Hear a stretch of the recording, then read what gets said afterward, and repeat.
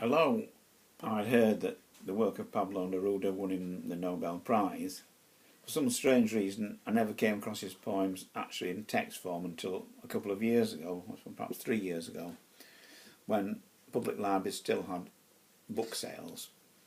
And I came across the edition of his most famous book, 20 Love Poems in a Song of Despair, with W.S. Merwin's translation.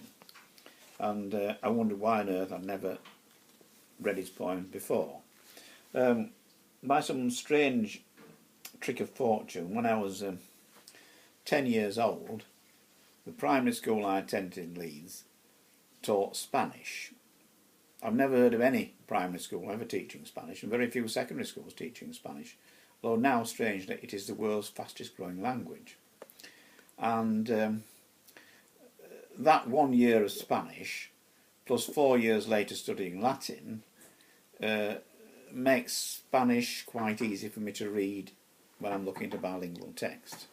Rather much more easier than French, which I've spent many, many years trying to understand and translate. The problem, I think, with Neruda is that, like many poets, his first collection was so stunning that he never really wrote probably to that level again, although his collected poems in Spanish that have never been translated into English runs to, I think, 4,000 pages. He's very fortunate in that many people have translated huge amounts of his work. A number of American scholars have learnt Spanish specifically to translate Neruda. He is not a complex poet, he is not a difficult poet. He's passionate, he's political, he's lyrical, and for this reason his work has achieved a fame which I can't really think any other poet of the 20th century ever reached. It may not be that Eliot was a greater poet and that Pound was a greater poet, but in terms of the actual sales of books, no one comes I think anywhere like Neruda. This is his first poem, Body of a Woman. Body of a woman, white hills, white thighs. You look like a world lying in surrender. My rough peasant's body digs in you and makes the sun leap from the depth of the earth. I was alone like a tunnel. The birds fled from me, and night swamped me with its crushing invasion. To survive myself, I forged you like a weapon, like an arrow in my bow, a stone in my sling. But the hour of vengeance falls, and I love you, body of skin, of moss, of eager and firm milk. Oh, the goblets of the breast, oh, the eyes of absence, oh, the roses of the pubis, oh, your voice slow and sad. Body of my woman, I will persist in your grace, my thirst, my boundless desire, my shifting road, dark riverbeds where the eternal thirst flows and weariness follows, and the infinite ache. And in Spanish, cuerpo de mujer, blancas colinas, muslos blancos, te pareces al mundo en tu actitud de entrega. Mi cuerpo de labriego salvaje te sacaba, y hacer saltar el hijo del fondo de la tierra. Fui solo como un túnel, de mí huían los parajos, en mí la noche entraba su invasión poderosa, para sobrevivirme te forjé como un arma, como un flecha en mi arco, como un piedra en mi honda. Pero cae la hora de la venganza y te amo. Cuerpo de piel, de musgo, de leche vida y firme, a los besos de pecho o los ojos de ausencia, a las rosas del pubis, a tu voz lenta y triste. Cuerpo de mujer mía, persistir en tu gracia, mi sed, mi ansia sin límite, mi camino indeciso, oscuros cauces donde la sed eterna sigue, y la fatiga sigue, y el dolor infinito. Neruda's life was extremely interesting. He was born in Peru, the son of a skilled manual worker on the state's railway system. And the town he was born in was bordered by dense jungle on one side and by the railroad on the other. And somehow he grew up there, and he had not a great deal of formal education, but it was then the custom of governments to reward poets by giving them very, very basic diplomatic posts in odd places round the world. And he became deeply involved in communist politics, and he was physically a very brave man. On one occasion, not the only occasion, where a price was on his head, put there by a military junta, he managed to travel by horseback over the mountains into the next country where he would be free and safe. His life with women was not very happy, certainly not for them. He was married 3 times. His most informed and educated wife was his second wife, and she said he was a very great poet, but the person was not all that marvellous.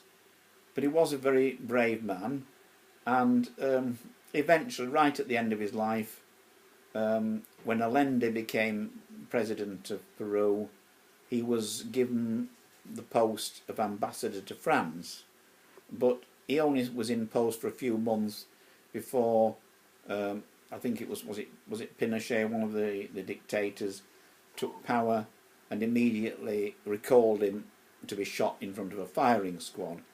However, thanks to the intervention of Picasso, the French government granted him asylum. There have been rumours that he was poisoned, but I do believe he actually died of cancer and that these rumours are false.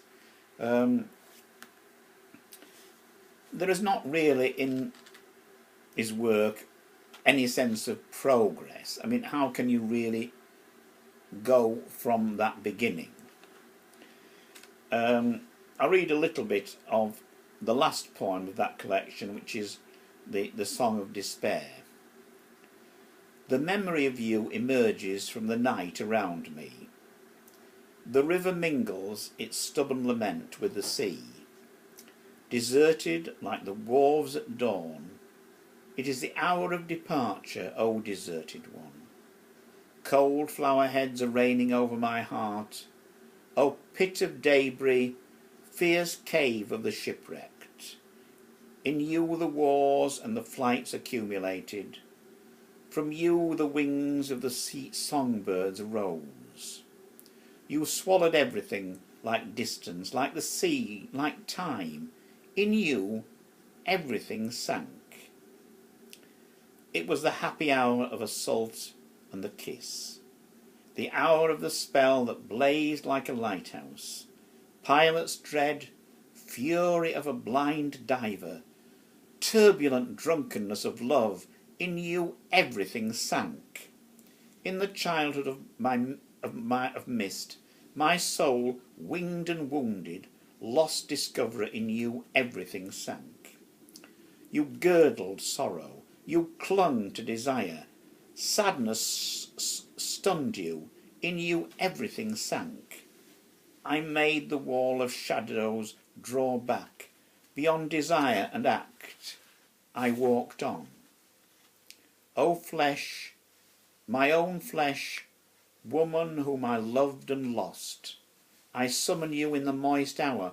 I raise my song to you.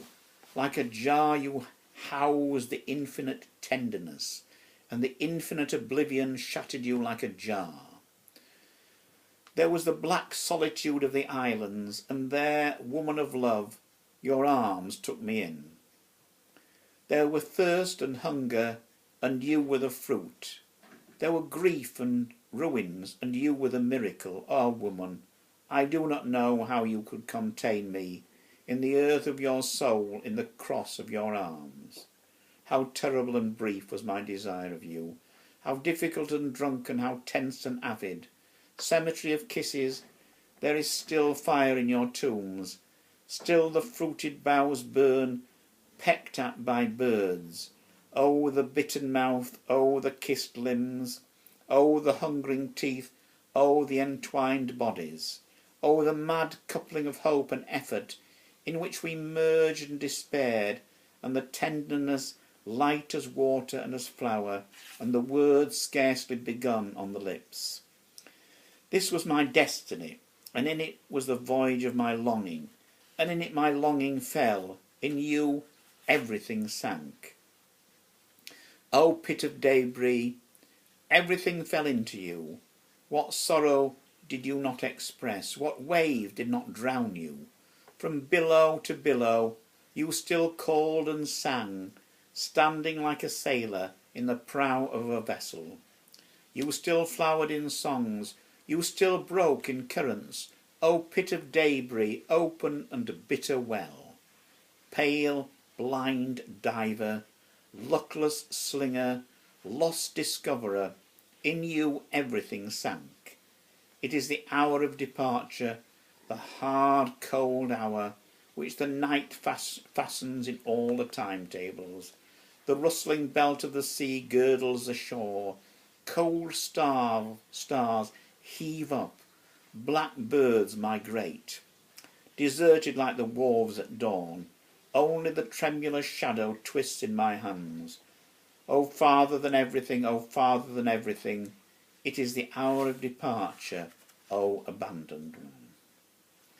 Having read these marvellous poems, and having listened to a CD in which Neruda reads some of these poems himself, I rushed into the local library, which at that time was in Leeds, and the librarian of the reference library, seeing my passion for Neruda, brought me about a dozen books out of the reserve store and said, "Here, take them, borrow them for as long as you want. We have no demand for them whatsoever." And I remember deciding that I would buy one myself, which is a beautiful, physically beautifully produced book, Selected Poems of Pablo Neruda, edited by Nathaniel Tarn and published by Jonathan Cape. Looking at it today, I am delighted not only that it is 500 pages long of bilingual text, but the sheer physical beauty of the book. I've absolutely no time for electronic e-readers. There is a huge sensual pleasure in physically holding a beautiful bound printed book. There is a delight in actually touching the physical pages. There is a joy in trying to work out the kind of font used. There is the ability to physically flip through pages and go from one page to another, check the index of first lines, and I do not feel that electronic readers will ever replace this. I'll read one final short poem, The Night in Isla Negra. The ancient night and the unruly salt beat in the walls of my house. Lonely is the shadow, the sky by now is a beat of the ocean. By now the sky and shadow explode, all night long they struggle. Nobody knows the weight of the harsh clarity that will go on opening like a languid fruit. Out of the turbulent shadow the hard dawn, nibbled by the salt in movement, swept up by the weight of night, blood-stained in its marine crater.